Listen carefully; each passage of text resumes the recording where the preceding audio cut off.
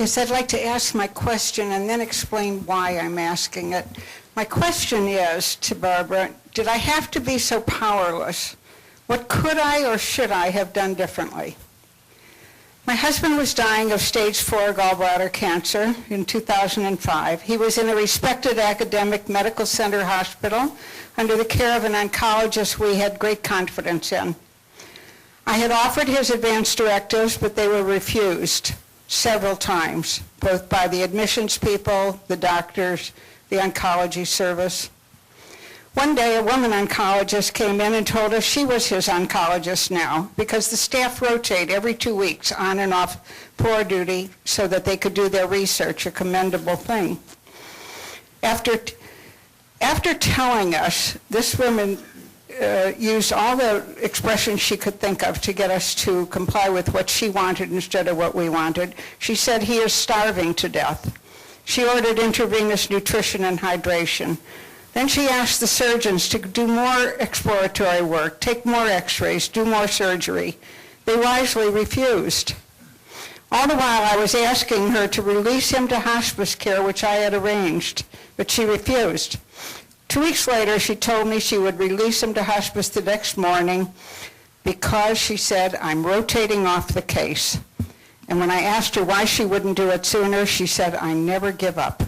It was her wishes, not ours, that took place. What can we do when we are in this situation? And it is a troubling situation because inherently the family is in the powerless position and the medical providers are in the position of power. Was your husband awake and capable of articulating his own choices?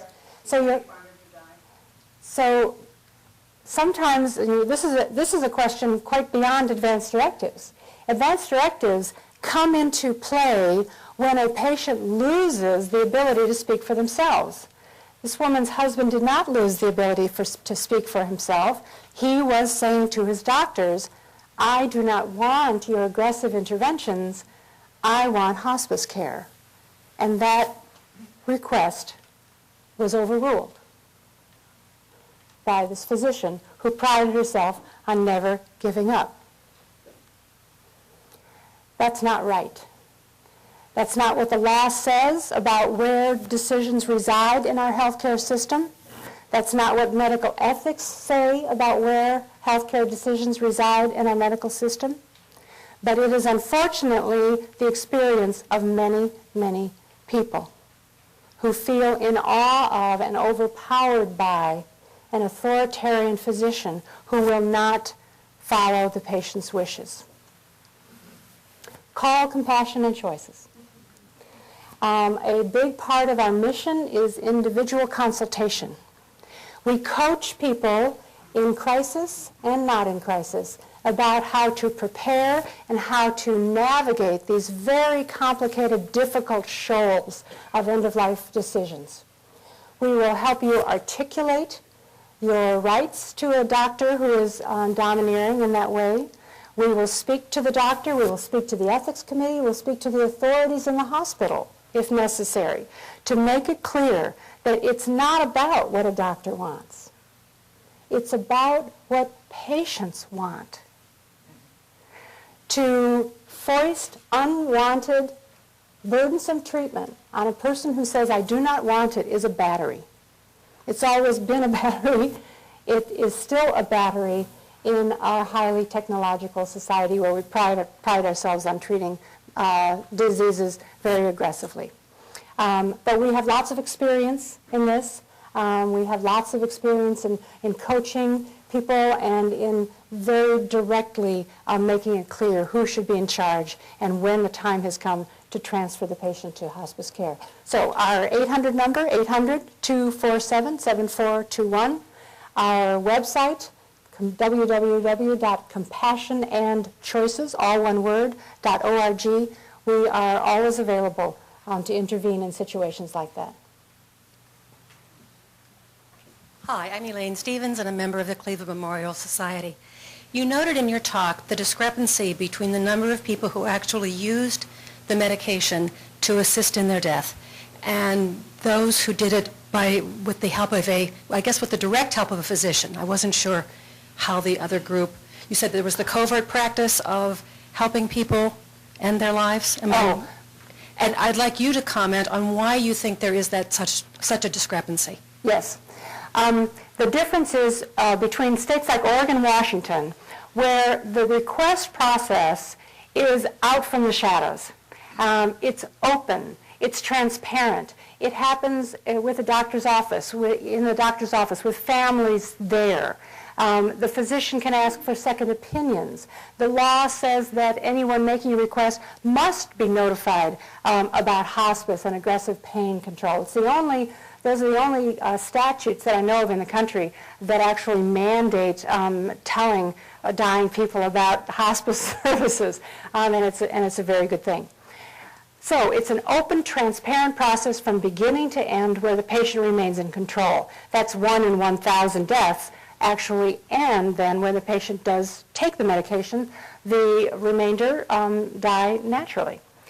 In other states, we know that intentionally causing death by prescribing medication or administering medication happens about 1 in 250 deaths. Those are not open and regulated. They are not transparent.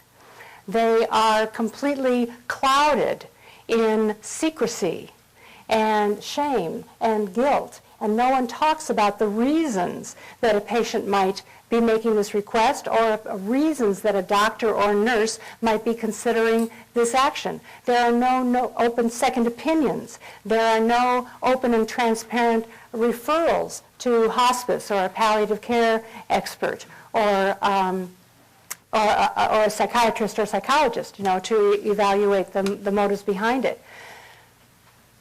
So there's no opportunity, essentially, to make sure that an intended death by the administration of life-ending medication is truly the option of last resort in all those other 48 states.